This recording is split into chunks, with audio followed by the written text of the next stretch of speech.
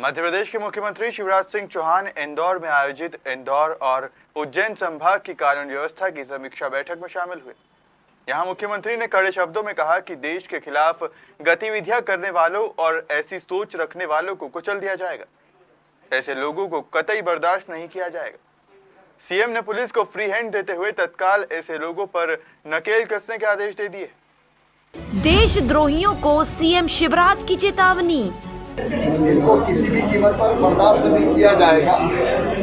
देश विरोधी नारे नहीं किए जाएंगे बर्दाश्त। देश विरोधी नारे किसी भी कीमत पर बर्दाश्त नहीं किए जाएंगे। जो देश विरोध में बात करेगा उसे कुचल दिया जाएगा। और देश के विरोध में अगर कोई बात करेगा उसको पूरी तरह से कुचल दिया जाएगा। देश के दुश्मनों पर चलेगा कानून का डंडा।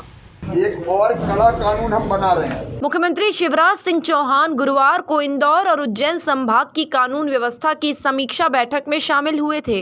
वैक्सीनेशन अभियान और कानून व्यवस्था की समीक्षा के लिए वे इंदौर पहुंचे। कई कार्यक्रमों में शामिल होने के बाद करीब रात 9:30 बजे वो भोपाल के लिए रवाना हुए। सीएम ने ब्रिलियंट कन्वेंशन सेंटर में शाम 5 बजे कानून व्यवस्था को लेकर समीक्षा बैठक ली। इस दौरान उन्होंने अधिकारियों को असामाजिक तत्वों से सख्ती से निपटने के निर्देश दिए। या अन्य अपराधों का मामला हो, ये अपराधी समाज के और देश के दुश्मन हैं। इनको किसी भी कीमत पर बर्दाश्त नहीं किया जाएगा। और विशेषकर नकली, फर्जी या अवैध शराब पिछले दिनों में घटना हुई है, उसके अपराधियों के खिलाफ कार्रवाई और प्रभावी कार्रवाई करने के लिए एक और कड़ा कानून हम बना रहे हैं, जो गैंगस्टर एक्ट की तरह होगा, ताकि संगठित अपराधियों को पूरी तरह से उखाड़ के फेंक दिया जाए, बचने का कोई रास्ता ना बचे। दूसरा, कुछ गतिविधियां पिछले दिनों हुई है जिसको हमने बहुत गंभीरता से लिया है। देश विरोधी नारे किसी भी कीमत पर बर्दाश्त नहीं किए जाएंगे। और देश के विरोध में अगर कोई बात करेगा तो उसको पूरी तरह से कुचल दिया जाएगा। समीक्षा बैठक में गृह मंत्री नरोत्तम मिश्रा, डीजीपी विवेक जौहरी भी मौजूद थे। उन्होंने अफसरों को सख्ती बरतने के लिए फ्री हैंड देते हुए कहा कि इस तरह की घटनाओं को कतई बर्दाश्त न करें। ऐसी घटनाओं पर अंकुश लगाने के साथ ही इन्हें बढ़ावा देने वालों पर सख्ती से नकेल कसें। प्रमुख मुद्दों पे चर्चा इस तरह से है कि पूरे अपराध की स्थिति का उन्होंने विश्लेषण देखा और आगे के लिए डायरेक्शंस दिए हैं। कानून व्यवस्था की स्थिति के ऊपर उन्होंने विश्लेषण किया और इसमें भी आगे किस तरह से यहाँ की व्यवस्था रखनी है। इंदौर और उज्जैन डिवीज़न में यहाँ की कुछ स्पेसिफिक प्रॉब्लम्स हैं, चाहे वो यहाँ त्यौहार बहुत बड़े लेवल पे मनते हैं, उसमें लॉ एंड ऑर्डर होता है।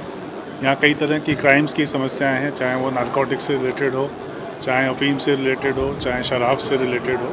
उस सब पे चर्चा करके उन्होंने इंस्ट्रक्शंस दिए हैं कि इन सभी अपराधों पे कड़ाई से कंट्रोल करते हुए अपराधों को नियंत्रण करना, यही समीक्षा हुई। कुछ दिनों से जो माहौल जो भंग हो रहा है, तो शांति भंग हो रही है, इसको लेकर क्या करेक्शन होंगे सर? शांति भंग कहाँ हुई है? शांति भंग करने की कोशिश हुई है और हर कोशिश पे पुलिस ने तत्परता से कार्रवाई करी है। जिला एडमिनिस्ट्रेशन ने भी काफ़ी तत्परता से कार्रवाई करके कंट्रोल किया है। उसी को उन्होंने उस पर भी विश्लेषण किया है, उसी पे डायरेक्शन ये दिए हैं कि इसी तरह से तत्परता से कार्रवाई करते रहना है। छोटी से छोटी घटना को ध्यान से देखना है और कहीं कोई कार्रवाई में कमी नहीं रहे, ये हमको पालन करना है।